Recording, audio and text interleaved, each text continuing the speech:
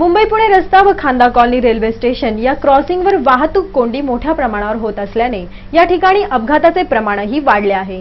तसेच नागरिकांना जीव मुठीत धरून रस्ता ओलांडावा लागत असल्याने या ठिकाणी उड्डाण पुलाची मागणी स्थानिक माजी नगरसेवक शिवाजी थोरवे यांनी केली असून यासाठी त्यांनी स्वाक्षरी मोहीम सुरू केली आहे। कळंबोली सर्कल पासून पंचमुखी हनुमान मंदिर पर्यंत वाहतूक कोंडीची समस्या रोजचीच झाली आहे।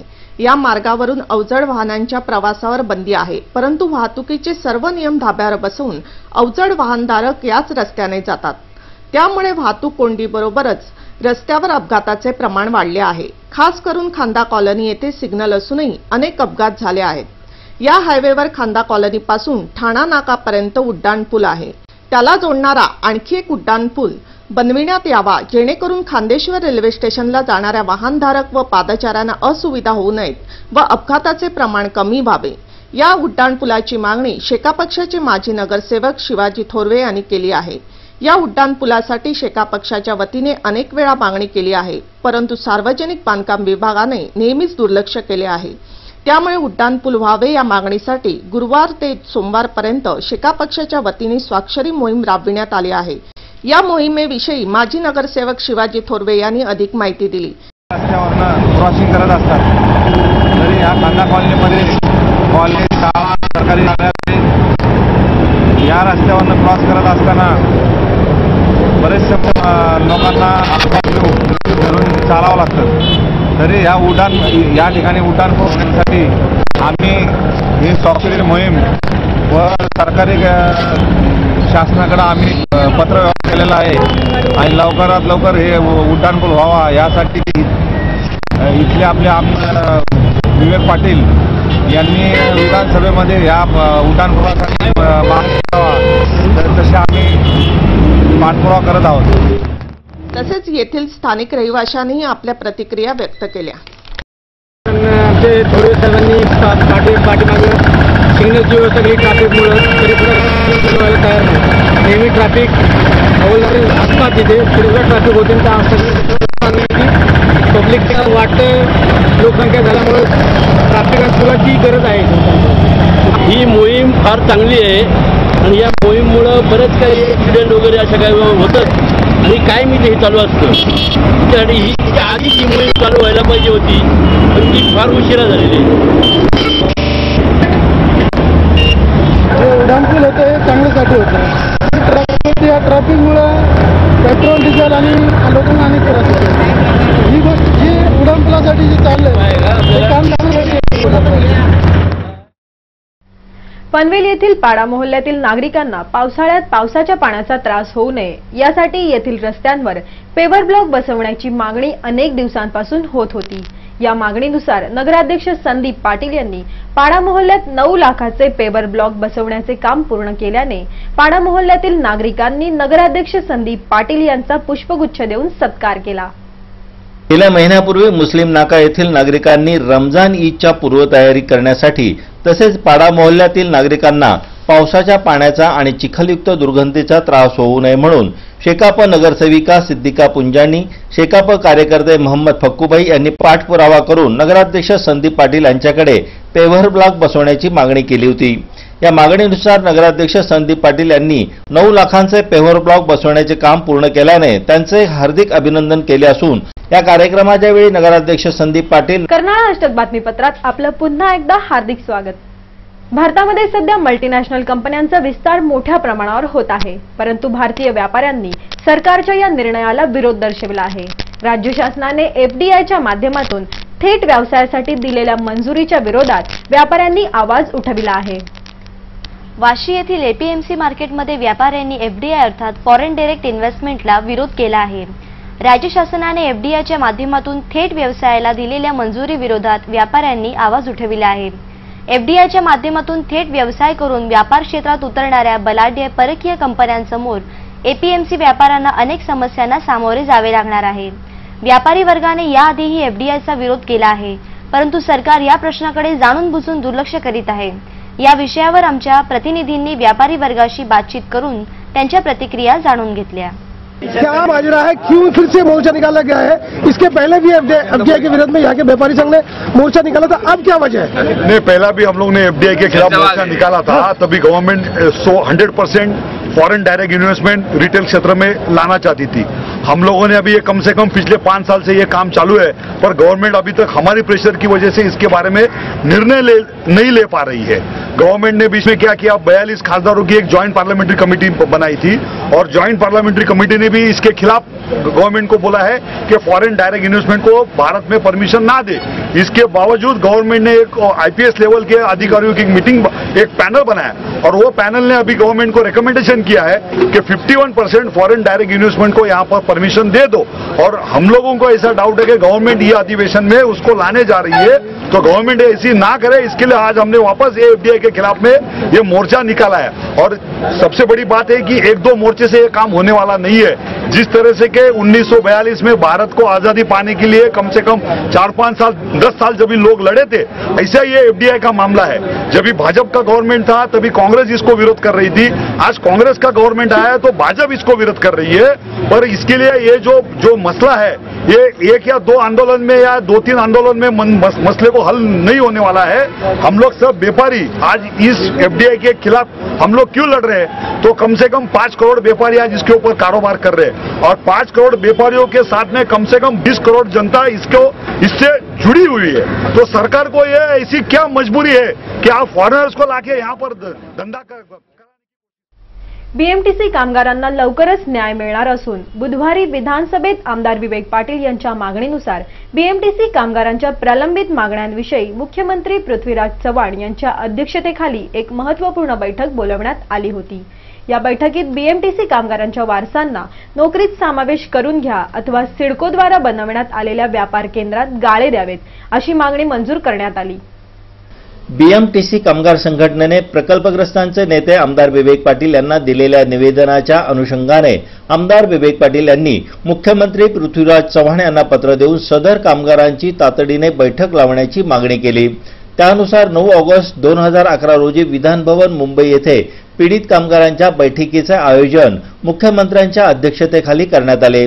या महत्त्वपूर्ण बैठकीला रायगडचे पालकमंत्री नामदार सुनील तटकरे, आमदार विवेक पाटील, कामगार नेते श्याम म्हात्रे, नारायण शेठ ठाकूर यांच्यासह कित्येक बीएमटीसी कामगार तर मृत कामगारांच्या विधवा पत्नी हजर होत्या।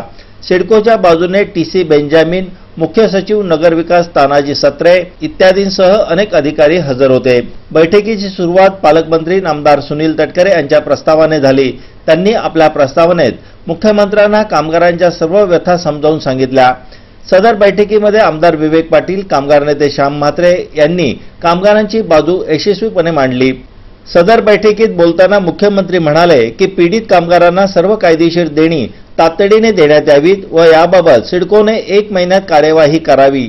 तसेच पुनर्वसनाबाबत कामगारांच्या वारसांना नोकरीत सामावून घ्यावे की कसे याबाबत सर्वेक्षण करावे व नोकरीत सामावून घेता येत नसतील अशा कामगारांना व्यापारी गाळे देण्याबाबत सिडकोने 1 महिन्यामध्ये सर्वेक्षण करावे असे निर्देश मुख्यमंत्र्यांनी दिले। 27 वर्षानंतर प्रथमच अशा प्रकारची सकारात्मक बैठक झाल्याचे मत आमदार विवेक पाटील यांनी व्यक्त केले।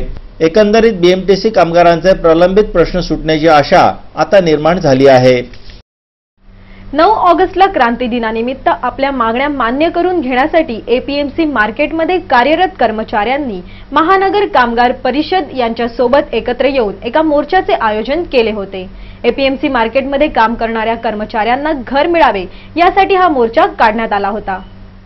पनवेल एसटी स्टँड समोरील एमएमआरडीएच्या उड्डाण पुलाचे काम वेगाने सुरू आहे। एमएमआरडीएच्या कर्मचाऱ्यांनी पंचायत समितीजवळील लक्ष्मी वसाहत झोपडपट्टी हटवण्याची तयारी सुरू केली असता काँग्रेसच्या नेत्यांनी नगरपालिकेने या झोपड्या हटवण्याचे आदेश दिल्याचे सांगून झोपडपट्टी वासियांचे नेतृत्व करीत नगर परिषदेवर मोर्चा नेत आधी पुनर्वसन आणि नंतरच झोपडी हटवा अशी मागणी केली।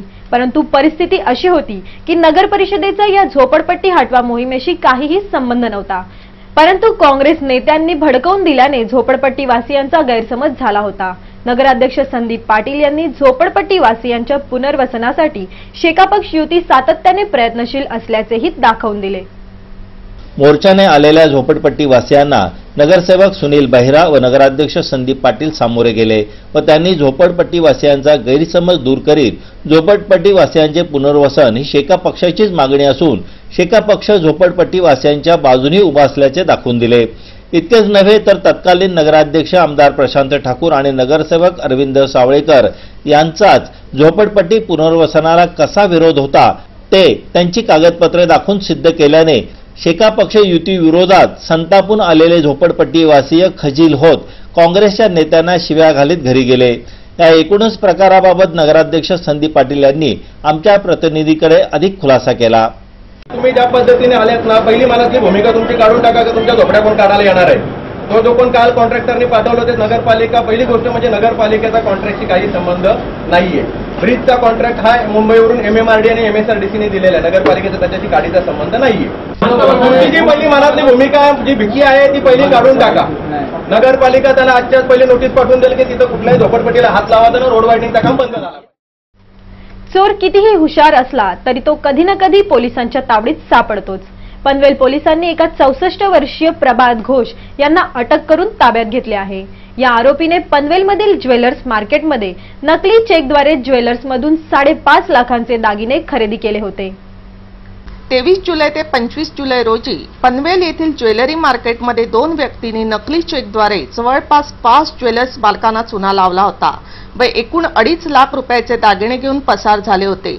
वडील व मुलगी बनून आलेल्या या आरोपीने नकली चेकने रक्कम भरण्याचे सांगून ज्वेलर्स मालकांना फसवले होते, परंतु 2 आठवड्यानंतर पनवेल पोलिसांना या आरोपींना पकडण्यात यश आले आहे।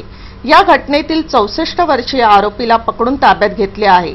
पकडण्यात आलेल्या आरोपीचे नाव प्रभात घोष असून या आरोपीला जुगार खेळण्याचे व्यसन असल्याने त्याने चोरी केल्याचे सांगितले। पकडण्यात आलेल्या आरोपीविषयी पनवेल पोलीस स्टेशनचे वरिष्ठ पोलीस निरीक्षक रमेश घडावले यांनी विस्तृत माहिती दिली।